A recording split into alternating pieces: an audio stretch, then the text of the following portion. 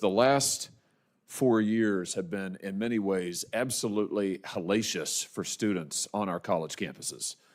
You had the last administration which issued federal rules, binding regulations that required our college campuses to put biological men into women's locker rooms.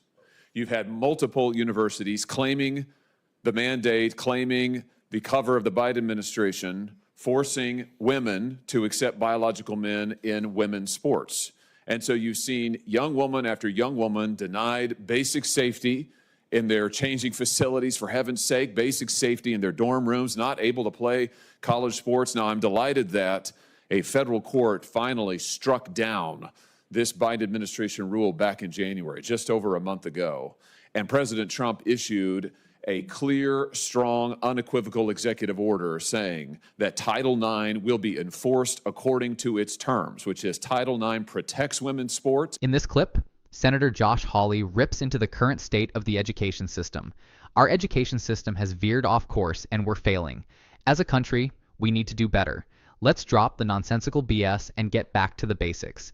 There has been so much focus on the woke left and the topic of transgender persons in sports that we have forgotten the purpose of education, educating. Let's get back to it. It protects women on college campuses, no more men in women's locker rooms. This is a huge victory for common sense and the rule of law. My question to you is this: a number of universities, including some very prominent ones that love to call themselves elite, have said they're not going to follow that executive order. They're going to keep having men in women's locker rooms. They're going to try to get men in women's sports. What can be done to ensure that these colleges comply with the law and that women are safe on campus and that women are able to play sports without men interfering? Well, certainly, I agree with you that I was very happy to see that that those restrictions on Title IX vacated, so that we are really back to what Title IX was originally established to do, and that was to protect sexual discrimination. And women should feel safe in their locker rooms. They should feel safe in their spaces. They shouldn't have to be exposed to men undressing in front of them. I think I heard one person the other day say, well, the guys just should hold the shower curtain in front of them so that they aren't exposing themselves. I mean, really, that's just not what we should be doing. We want to make sure that Title IX, which is the law, is enforced. And we need to uphold that. Will you investigate those universities that are not complying with Title IX, that are not complying with the president's executive order? These universities are absolutely getting federal funds from this department, the department that you're going to run if and when you are confirmed, and I believe you will be. Will you investigate those universities and give them an ultimatum? Either they need to comply with the law, they need to follow the law of Title IX, they need to follow the rules issued by this administration, your department, or no federal funding. I mean, will you make sure that that the law is enforced? Yes, we will make sure the law is enforced. Very good. Let me ask you about... The senator will suspend. The committee will come to order. Capitol Police are asked to remove the individual from the hearing room. Members of the audience are reminded that disruptions will not be permitted while the committee conducts its business. The senator will resume. Don't worry, Ms. McMahon, it's me, it's not you. It's all right. That effect. Let me ask you about something else that's happened on our campuses in the last 4 years, the wave of anti-Semitism that we've seen, particularly after October 7th with the attacks on Israel.